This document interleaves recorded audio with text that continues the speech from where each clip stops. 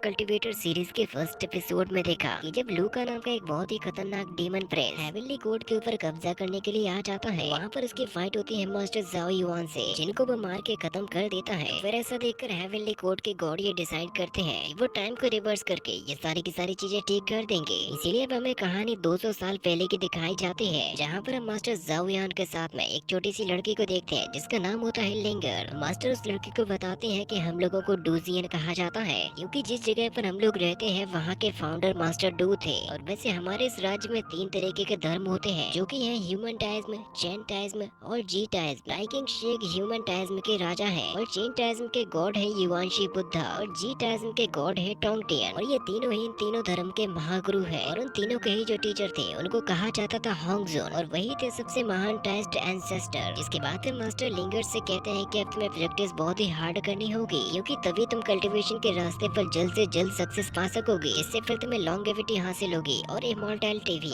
तो फिर तभी लिंगर अपने मास्टर से कहती है कि क्या आप एक इमॉर्टल बन पाए, और इस चीज में बिल्कुल भी सच्चाई नहीं थी। इसीलिए मास्टर यहाँ पर बात को घुमा देते हैं और कहते हैं कि आज से 100 साल पहले मेरे पास में एक स्टूडेंट आया था जिसने बहुत ही हार्ड प्रैक्टिस की और अब वो बहुत ही ज्यादा टैलेंटेड भी है। और वहीं पर हमें पानी के अंदर कल्टीवेशन करते हुए ली चैन को दिखाया जाता है और फिर मास्टर लिंगर को अपने साथ में आगे की तरफ ले जाते हैं। तभी हमें ली चैन को पानी में से निकलते हुए दिखाया जाता है, जिसे भविष्य में हुए उस इंसिडेंट के बारे में सब कुछ पता है, किस तरीके से उसकी आंखों के ही सामने उसके मास्टर की जान चली गई थी। इसीलिए वो मास्टर को जिंदा देखकर काफी ज्यादा खुश था। लेकिन मास्टर उससे कहते हैं कि तुम कभी भी टेक्निक्स को सीरियस तरीके से नहीं सीखते। ली चैन सोचता है कि कहीं वो कोई सपना तो नहीं देख रहा था, इसीलिए फिर वो तुरंत ही तभी मास्टर को गले लगा लेता है, जिससे कि मास्टर उससे कहते हैं कि आखिर तुम्हें हुआ क्या है, तुम ऐसा क्यों कर रहे हो, क्योंकि मैं तो तुम्हें पीटने वाला था और तुम्हें तो यहाँ से भाग जाना चाहिए था। तो ली चैन कहता है कि मुझे आपके हाथों से पढ़ना बहुत ही ज्यादा अच्छा लगता है, और वैसे भी आपको अपनी दवाइयाँ समय पर लेनी चाहिए, क्योंकि कभी भी कुछ हो सकता है। इस बात से फिर मास्टर काफी ज्यादा गुस्से में आ जाते हैं और वो अपने हाथ में लिए हुए डंडे की मदद से ली चैन को यहाँ पर पीट डालते हैं और कहते हैं कि आज मैं तुम्हें अच्छे तरीके से सबक सिखाऊंगा। लेकिन मास्टर ली चैन के पीछे भागते हुए बहुत ही जल्द थक जाते हैं, जिससे कि फिर ली चैन लिंगर के पास में जाकर खड़ा हो जाता है और अब मास्टर का भी उसे पीटने का मन नहीं करता।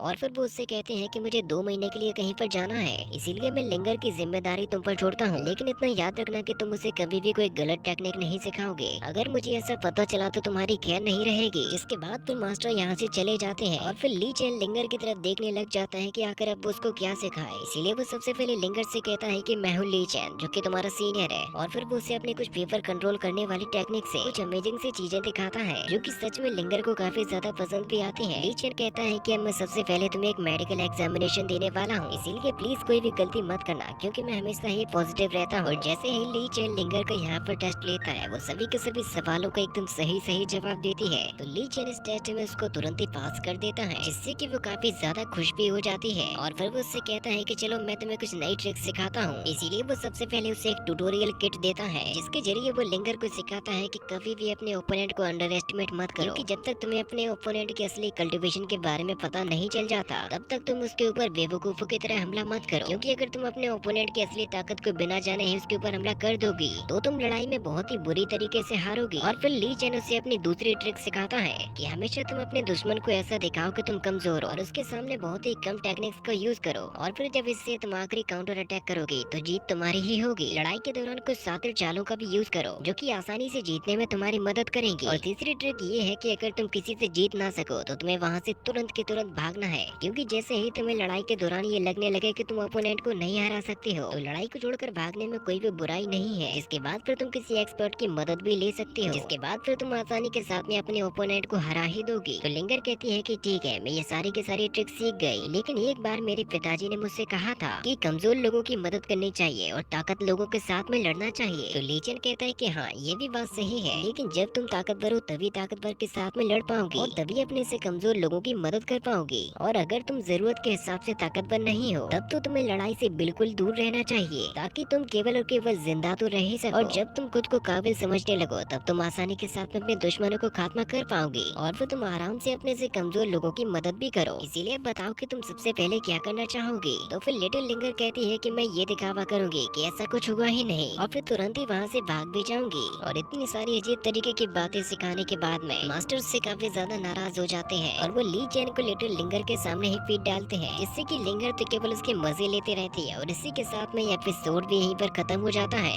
इसका नेक्स्ट एपिसोड में बहुत ही जल्द लेकर आऊंगा, तो अब जल्दी से चैनल को सब्सक्राइब कर दीजिए।